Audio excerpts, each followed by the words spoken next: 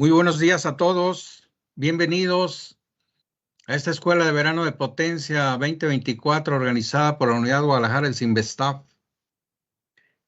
En esta ocasión vamos a iniciar con una presentación a cargo del maestro Eduardo Ortiz, quien nos va a hablar sobre el diseño e implementación de una turbina eólica de baja potencia. El maestro Ortiz es estudiante de doctorado aquí en la Unidad Guadalajara del CIMBESTAF y nos presentará algunos de los avances que ha hecho sobre el tema. Pues sin más, agradeciendo de antemano al maestro Ortiz su participación, pues los dejo con él. Muchas gracias. Buenos días, gracias por la presentación, doctor. En este caso les voy a hablar sobre el diseño y la implementación de un aerogenerador de baja potencia. El contenido de la presentación pues va a abarcar desde la introducción, la metodología, la evaluación del recurso eólico, el diseño del generador eléctrico, el diseño del rotor eólico, los resultados y las conclusiones. Como introducción, pues los generadores síncronos de imanes permanentes han sido reportados como idóneos para su uso en aerogeneradores. Esto es debido a su excelente eficiencia, confiabilidad y densidad de potencia. Este tipo de máquinas tiene la ventaja que permite un diseño flexible y también permite la conexión directa entre el rotor eólico y el generador eléctrico. De esta manera prescindimos de la caja multiplicadora. Normalmente este tipo de turbinas trabaja a velocidades variables y esto pues es un indicativo de que a la salida de este aerogenerador vamos a tener señales de voltaje y frecuencias variables. En la figura número 1 podemos observar este sistema de conversión de energía definida desde el viento, el rotor eólico, el generador eléctrico, el convertidor, el transformador y la red. Cada uno de estos componentes cumple con una función que es convertir la energía cinética del viento en energía mecánica para posteriormente convertirla en energía eléctrica. ¿Por qué trabajar con imanes permanentes? Bueno, esto se debe al desarrollo tecnológico que han tenido este tipo de materiales en los últimos años. En esta figura podemos observar el tamaño o el volumen relativo del imán para producir una misma densidad de energía. Podemos observar que los imanes los imanes anteriores, como el acero, para producir la misma cantidad de energía que un imán de neodimio, pues el tamaño y el volumen era considerable. A comparación de la nueva tecnología que se ha trabajado con el neodimio fierro-boro, pues estos imanes tienden a ser más compactos.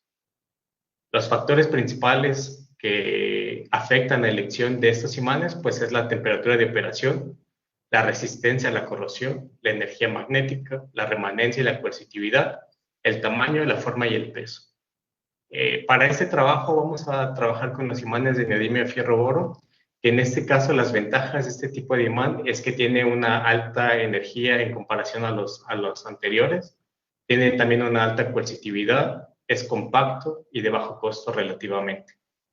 Las desventajas de este material es que es susceptible a la corrosión, requiere también de recubrimientos especiales y el comportamiento es variable en la temperatura. En la figura número 3 podemos observar cuáles son las principales topologías de los generadores síncronos de imanes permanentes. Tenemos la topología de flujo radial, la topología de flujo transversal y la topología de flujo axial. Dentro de esta categoría, pues cada una de estas máquinas presenta ventajas significativas. Para el caso de las máquinas de flujo radial, pues tenemos una estabilidad estructural y una alta relación par-volumen. Para la máquina de flujo transversal, pues tenemos una alta densidad de fuerza, las pérdidas en el núcleo son bajas y el bobinado es simple. Para las máquinas de flujo axial, pues tenemos una longitud axial corta, una estabilidad estructural y una alta relación par-volumen. Dentro de esta categoría, los generadores síncronos de imanes permanentes de flujo axial presentan ventajas significativas en comparación a estas máquinas. Esto debido a su disposición del flujo magnético, que es paralelo al eje de rotación, permitiendo también un diseño más delgado y compacto. Esto conllevaría a que sean ideales para su integración en los aerogeneradores de baja potencia, debido al tamaño y el peso. La metodología propuesta para desarrollar todo este proyecto se basa en 5 principios, que sería el estudio del recurso eólico, donde vamos a obtener estas velocidades medias del viento, las velocidades de diseño, la distribución de probabilidad y las direcciones del viento. Posteriormente pasaríamos al diseño del generador, donde vamos a tener una serie de requerimientos. Vamos a analizar las topologías existentes para ver cuál es la que mejor se adapta para este tipo de máquina, para este tipo de trabajo. Posteriormente vamos a hacer el modelado del circuito magnético para el dimensionado del generador. Vamos a llevar este dimensionado a un análisis de elemento finito para observar que efectivamente cumple con nuestros requerimientos. Posteriormente a ello, vamos a pasar a la manufactura del prototipo y a las pruebas experimentales. En el generador se hace el diseño de la flecha y los rodamientos, que es una parte importante, puesto que este va a ser el encargado de hacer el acoplamiento del generador eléctrico y el rotor eólico. Este diseño tiene que cumplir con ciertas características, puesto que va a estar sometido a fuerzas tanto axiales para el funcionamiento de este aerogenerador. Posteriormente viene el diseño del rotor eólico, donde vamos a partir de los requerimientos del generador eléctrico para partir de eso y poder hacer en función este diseño. Vamos a hacer una selección de perfiles aerodinámicos para ver cuál es el que mejor se adapta a la necesidad que nosotros tenemos. Vamos a aplicar, en este caso, la teoría del rotor óptimo con rotación de estela y la teoría de la cantidad de movimiento. Posteriormente también se va a hacer el análisis de elemento finito de los álabes y se va a hacer también la manufactura del prototipo y las pruebas experimentales. Por último, pues viene la implementación de todo el sistema o el conjunto, donde vamos a tener el montaje del aerogenerador como tal, las pruebas estáticas, las pruebas dinámicas, las pruebas estructurales, las pruebas en un ambiente controlado y por último las pruebas en campo. Esta metodología se propuso con un enfoque de diseño que incorpora principios eléctricos y aerodinámicos para mejorar la tecnología existente. Esta metodología también está destinada para aumentar la eficiencia de la captura del viento y mejorar el rendimiento del sistema para velocidades, en diferentes condiciones de uso. Teniendo ya en cuenta la metodología establecida, pues pasaríamos a lo que es el estudio del análisis del recurso eólico. En este estudio, pues bueno, seleccionamos la zona de emplazamiento, que esta zona de emplazamiento está ubicada en la Universidad del Istmo, que es la carretera transísmica Juchitán, que es el campus de Juchitán. Aquí podemos observar dónde se encuentra la estación anemométrica de donde se van a tomar los datos para hacer el análisis del recurso eólico pertinente.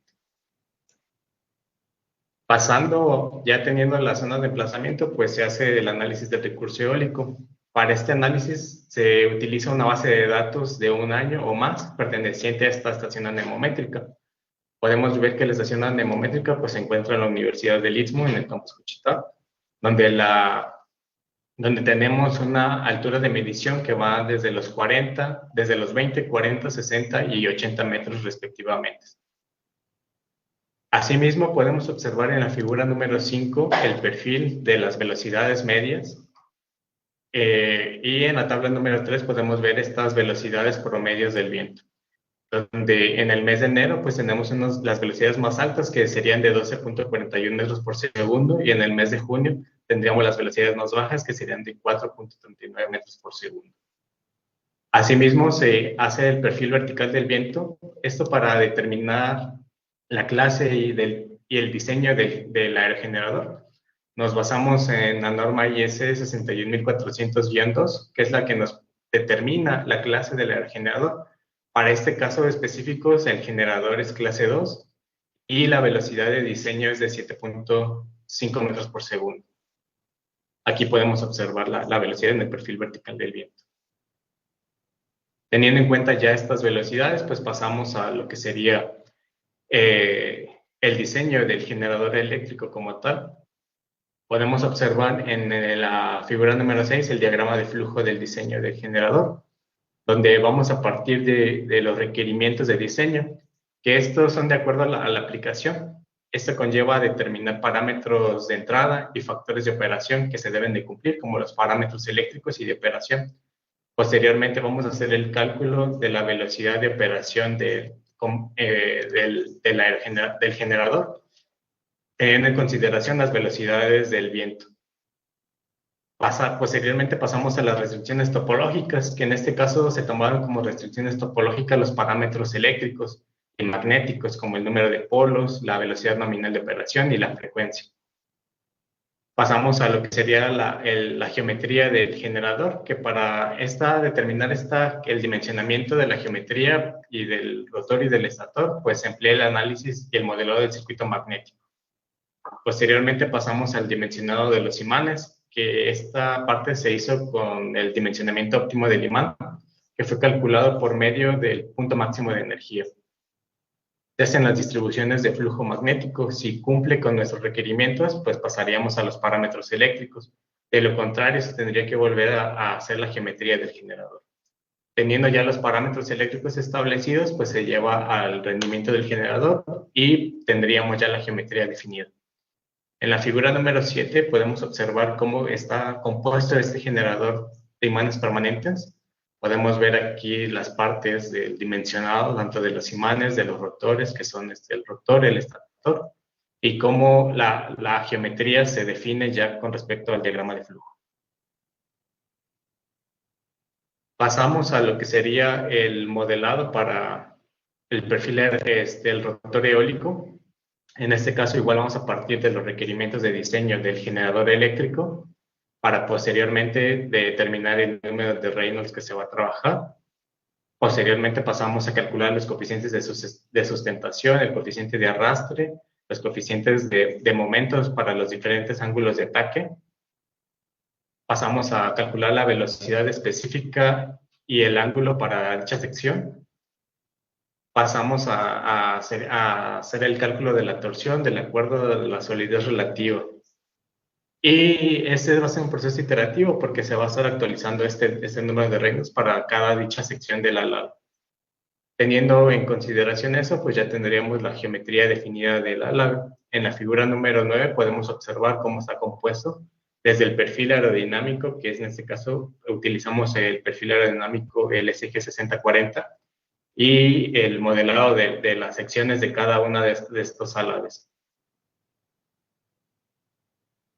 Posteriormente, pues pasaríamos teniendo ya las geometrías tanto del generador eléctrico como del rotor y la flecha y los rodamientos, pasaríamos a un software para modelar este aerogenerador.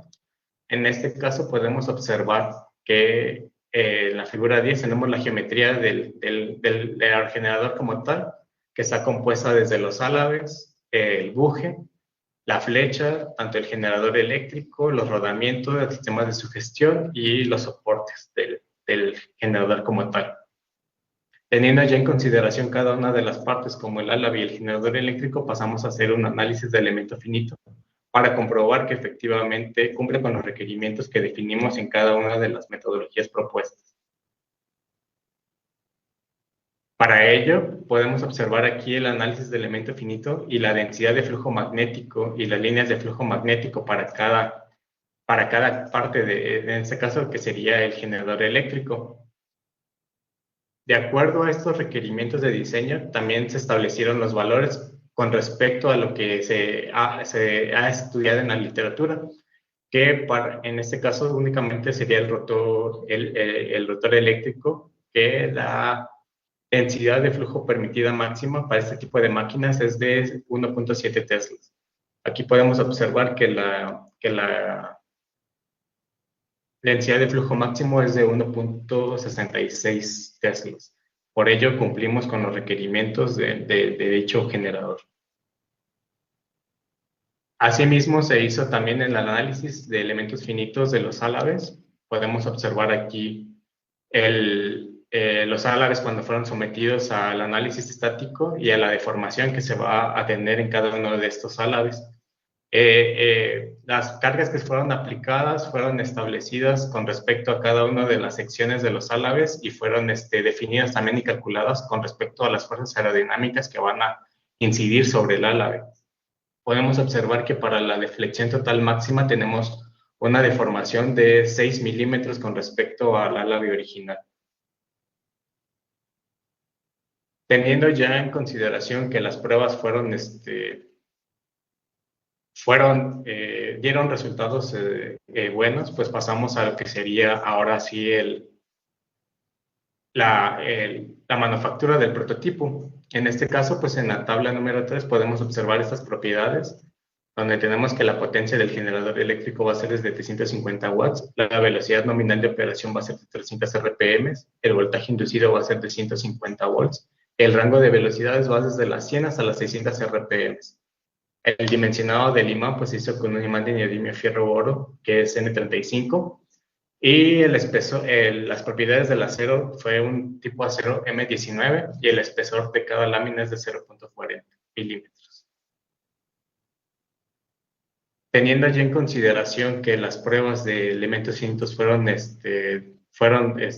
exitosas, pues pasamos a lo que será la manufactura del generador eléctrico. Aquí podemos observar el proceso de construcción, que se inicia con las láminas de acero al silicio M19 que fueron cortadas mediante una máquina de corte láser y fueron apiladas para tener un espesor de 7 milímetros para cada disco del rotor. Posteriormente fueron adheridos los imanes permanentes. Esto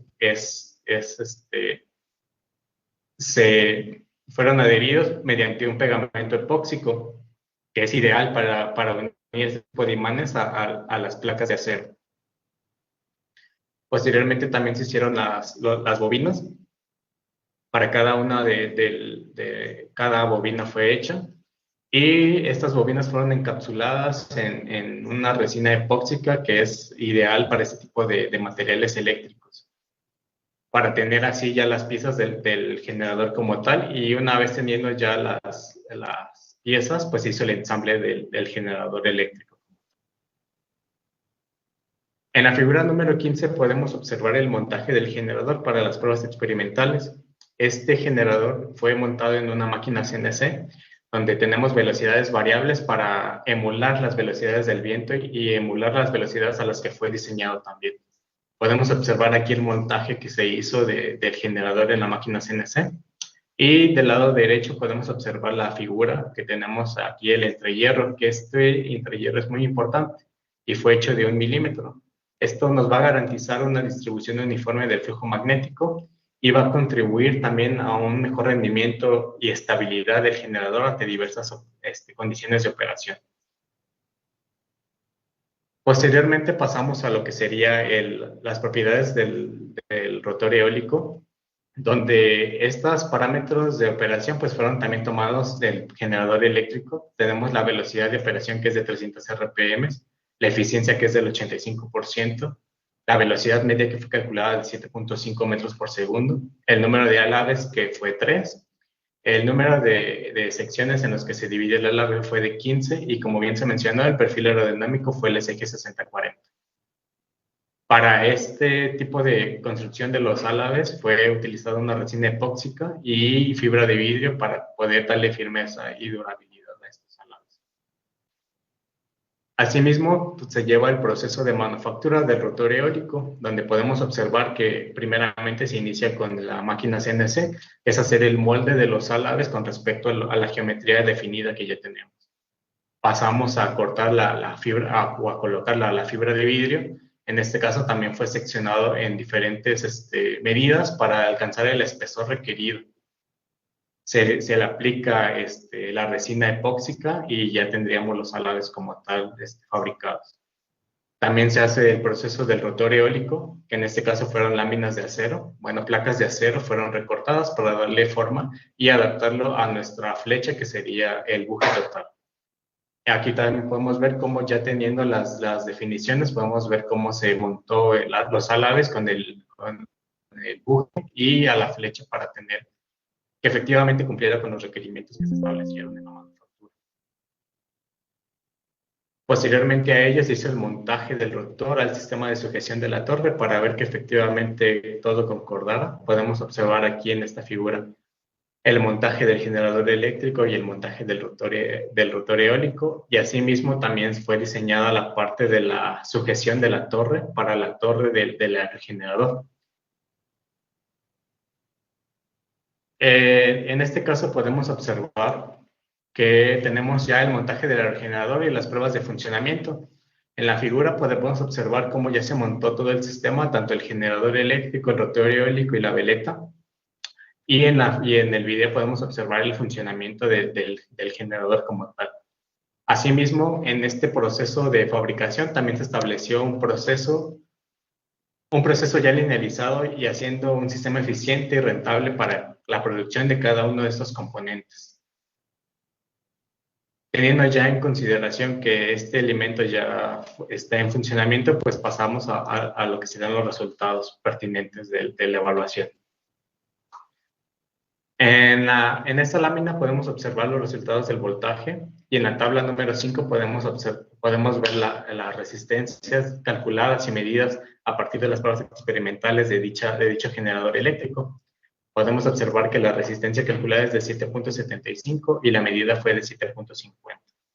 En la tabla número 6 podemos observar esta evaluación de los voltajes, donde fue llevado al amplio rango de operaciones para evaluar estos voltajes como tal. Si recordamos, la velocidad de operación era de 300 RPM, pero al realizar las pruebas sobre un torno, pues las velocidades no son ideales. Y las velocidades a las que fueron sometidos fueron de 70, 135, 195, 275, 385 y 555 RPM como tal. Los voltajes en las simulaciones son los que se presentan de este lado y el voltaje medido tenemos para una velocidad nominal tendríamos una variación de 3.95. Y en la figura número 19 podemos observar estos voltajes medidos en las pruebas experimentales para una velocidad nominal de 135 RPM y 385 RPM, donde podemos observar que los voltajes son muy parecidos, solamente hay una variación ahí entre dichas señales. Asimismo, para tener un concepto mejor en el amplio rango de operación, pues se hicieron también los perfiles, que en este caso fue la regulación de voltaje y el perfil del generador a plena carga. Podemos observar el comportamiento de los voltajes, tanto los voltajes en carga y en vacío, con respecto a las velocidades de operación. Y también podemos observar también estos voltajes en vacío y en carga cuando se le va aplicando las cargas sucesivamente a este generador. También se hizo la evaluación de la distorsión armónica para la máquina. Podemos observar igual que fue sometido a diferentes RPMs y la velocidad y la THD pues no sobrepasa el 5%. En este caso, el estándar IEEE 519 pues recomienda que el límite de distorsión armónica en los voltajes de las terminales debe ser menor al 5% para los armónicos individuales y menor al 8% para la distorsión armónica total. Podemos observar que aquí pues cumplimos efectivamente con los requerimientos, puesto que esta máquina no tiene armónicos que sobrepasen lo que dice el estándar IEEE. También se hizo la evaluación de los pares de ondulación y de rizado. Podemos observar también aquí que fue evaluado para diferentes RPMs. Y en las figuras 22 podemos observar que está evaluado para la velocidad nominal, que sería en este caso fue de 275 RPMs. Estos pares son importantes puesto que son producidos por la interacción del flujo entre el rotor y las variaciones angulares de la reluctancia. Y el par de ondulación es producido por las variaciones angulares de la reluctancia en el entrehierro de la máquina. Asimismo, también se hizo la evaluación de la potencia de la máquina para la velocidad nominal, donde tenemos una potencia de entrada de 861 watts y la potencia de salida que tenemos es de 759. La eficiencia que se obtuvo de este generador es de 85%, donde las pérdidas totales fueron de 102 watts. Podemos observar en la figura número 23 la curva del generador eléctrico cuando opera a velocidad nominal y la curva de potencia del aerogenerador como tal para dicha aplicación. Como conclusiones, pues el diseño del aerogenerador es un proceso muy complejo y esto se debe a que se deben de cumplir con numerosas restricciones geométricas y mecánicas, también eléctricas, para garantizar la eficiencia deseada del aerogenerador como tal.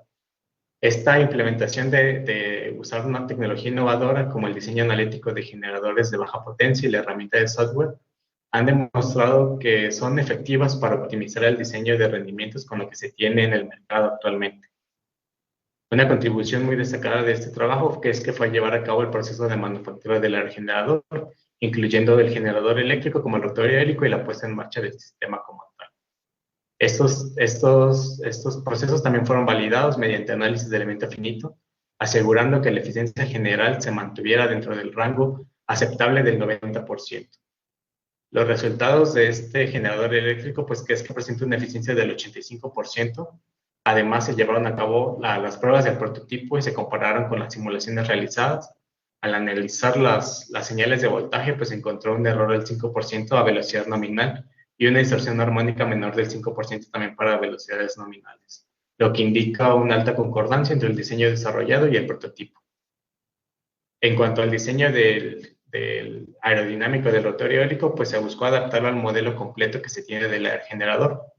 Para ello se selecciona el perfil aerodinámico SG6040 y se dimensionaron los álabes para garantizar una distribución óptima con respecto a la cuerda y la torsión, permitiendo así una adaptación eficiente entre el aerogenerador y en el conjunto en general.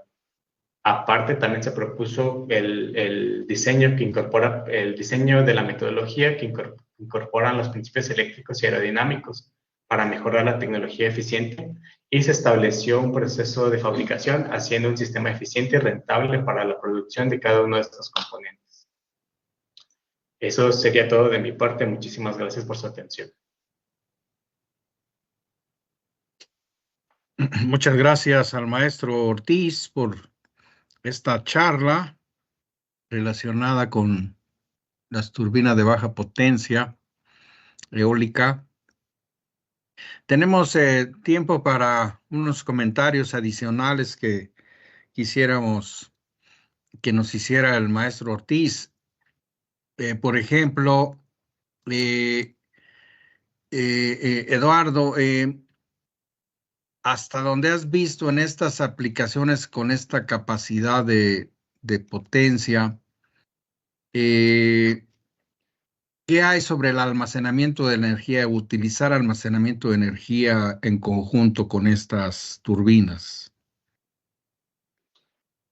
Bueno, en sí lo que se trabajaría en este caso es que estas turbinas están diseñadas como para zonas remotas donde no tenemos acceso todavía a la energía, y eso conllevaría a utilizar efectivamente el almacenamiento de energía para la captación de lo que se obtenga del generador, y asimismo pues tener un sistema en conjunto.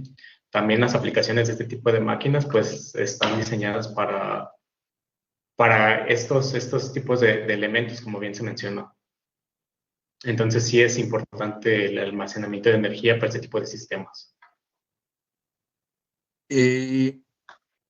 También tú hablas de el uso en lugares remotos, pero ¿qué hay de la calidad del voltaje y la frecuencia en una utilización, así en un empleo de la turbina en esas condiciones? O sea, ¿cómo variaría el voltaje y la frecuencia? ¿O de qué depende eso? Ok. Esto, al tratarse de un sistema que es de baja potencia y de velocidad variable, pues efectivamente vamos a tener voltajes y frecuencias diferentes a la salida del generador. Esto es por el diseño simple que se tiene, que no se tiene una caja multiplicadora para regular dicha velocidad del viento. En esta figura podemos observar que efectivamente cuando el viento incida sobre el rotor eólico va a producir que las velocidades del viento pues no son constantes y son variables. Eso conlleva a tener a esta salida del generador eléctrico pues estas partes que serían de la frecuencia y los voltajes que no son ideales para hacer la conexión directa a la red eléctrica. Para este tipo pues ya se tendría que trabajar en un convertidor que es el que va a regular las señales de voltaje y frecuencias a la salida del generador, y va a ser el que se va a encargar de hacer esta conversión, más bien dicho, para adaptarlo a lo que se requiere. En este caso, pues puede ser a la red o puede ser utilizado para un almacenamiento de energía también. Es por ello que este tipo de máquinas tienen que ser trabajada por la naturaleza, pues van a tener estos voltajes y frecuencias diferentes a la salida, que no son ideales para hacer la conexión directa. Ok.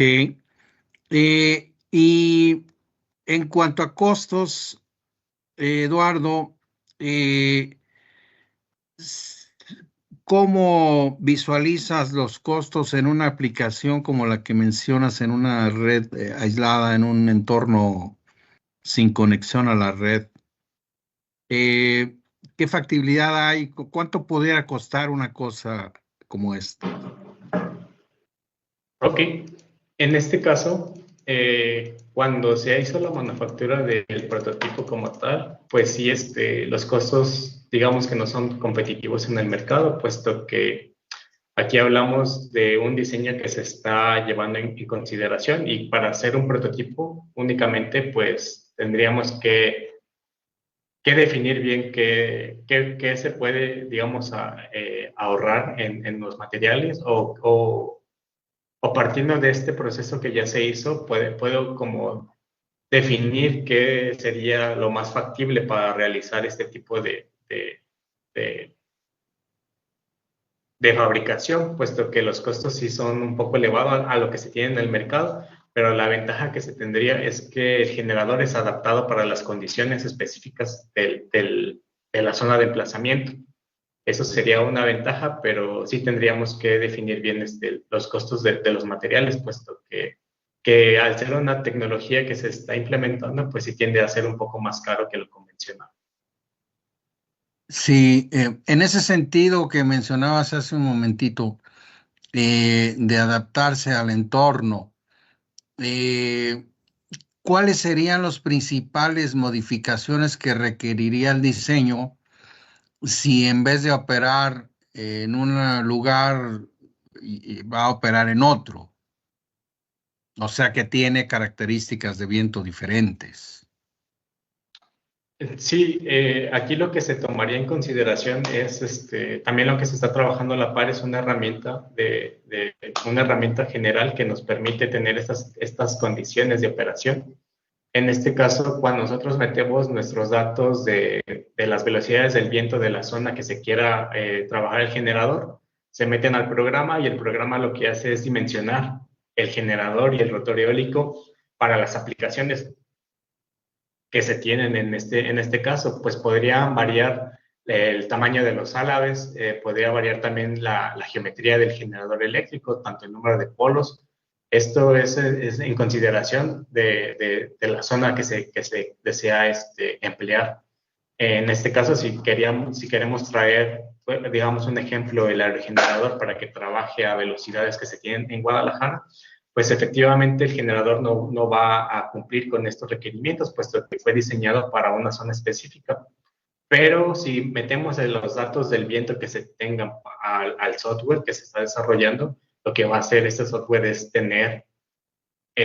nos va a dar la nueva geometría y las nuevas definiciones, que eso también afectaría en los costos, puesto que todo es un conjunto para tener una herramienta balanceada. En este caso, pues podríamos tener los álabes de mayor tamaño, de menor tamaño, dependiendo esto a las inclemencias del viento. También la geometría del generador puede variar. Pero lo que se buscó en este proyecto es que se tenga también esta metodología desarrollada para poder ofrecer este tipo de alternativas y poder tener la, la, la herramienta sí, que sea adecuada para cada una de las zonas, no solamente para la zona que se presentó en ese proyecto. Se pueden trabajar diferentes zonas. Ok, si pensaras, ¿cómo podrías convencer a alguien de lo siguiente? Si estás operando en una zona sin conexión a la red eléctrica. Entre utilizar la turbina y utilizar, por ejemplo, baterías, ¿cómo convencerías a alguien de utilizar tu turbina? Ok, esto aquí se juega algo muy importante, puesto que, como sabemos, la disponibilidad del viento no es ideal en toda la República Mexicana. Entonces, hay zonas que tienen vientos más predominantes y hay zonas en donde efectivamente no hay vientos predominantes. Lo primero que sería es ir a donde se desea adquirir esa tecnología y a hacer un estudio un estudio de recurso eólico para ver que efectivamente se tenga las condiciones donde se puede operar este tipo de turbinas. Tendríamos también que tomar en cuenta que este estudio se tendría que llevar a cabo en un año, puesto que en un año tenemos a bien saber cómo se comporta el viento. Y ya cuando tengamos esto, pues ya pondríamos también a tomarnos en cuenta también qué parámetros son los que se van a implementar y qué potencia también se requiere para la aplicación que se requiere. Esto es un conjunto de que no todos los lugares donde hay, digamos, no todos los lugares se puede instalar una turbina eólica por lo mismo que no, el recurso eólico no es predominante muy bien en toda la República Mexicana. Entonces tendríamos que partir primero de esto, ya teniendo en cuenta, digamos, si en la zona sí hay un potencial muy bueno, pues se tendría que tomar en cuenta la consideración de los costos de fabricación de esta máquina en comparación a lo que se va a tener, digamos, de baterías. También la rentabilidad y la vida útil de las baterías en comparación a la vida útil de este generador, que el generador está diseñado para tener una vida útil de 20 años. Entonces, tendrían que tomar esos factores para poder garantizar el funcionamiento. Sí, muy bien. Por último, en este sentido que mencionas al final, ¿qué hay del mantenimiento de una turbina como esta? Ok, el mantenimiento en este caso es reducido, puesto que no se requiere tanto mantenimiento en esta turbina como tal. Solamente serían mantenimientos, digamos, de inspección y sería prácticamente lo único que se tendría, porque el generador pues está diseñado para no tener un mantenimiento, digamos, muy exigente o que pueda parar la producción. Por tanto, simplemente es un mantenimiento de inspección. Al quitar elementos como la caja multiplicadora o cosas así, pues nos ahorramos bastante mantenimiento. Y solo serían inspecciones para ver si hay deterioros en los álabes, puesto que cuando el viento incide, pues siempre va a tender a erosionarse los álabes o va a tender a este tipo de fallas, pero solamente serían mantenimientos de inspección, que sería algo muy mínimo. Muy bien, maestro Ortiz, muchísimas gracias por su presentación. Agradecemos la presencia de amigos de Tecnológico de Chicoloapan, del Tecnológico de Tianguistenco. Muchas gracias por su presencia. Vamos a terminar agradeciendo nuevamente al maestro Ortiz su presentación y recordarles a todos ustedes que estas charlas quedan grabadas en el Facebook de la Unidad Guadalajara del Cinvestav y pueden pues consultarlas en el momento que deseen. Por favor, compártanlas con sus colegas y amigos de forma de darles difusión. Agradeciendo nuevamente al maestro Ortiz y a todos ustedes su presencia, vamos a terminar esta charla y esperar unos minutos para comenzar con la siguiente. Saludos a Tecnológico de Tlaxco, Politécnica de Tlaxcala. Muchas gracias por su presencia. Muchas gracias, Eduardo, y al doctor ingeniero Rogelio Muñoz por hacer posible esta transmisión por Facebook. Gracias. Nos vemos en unos minutos.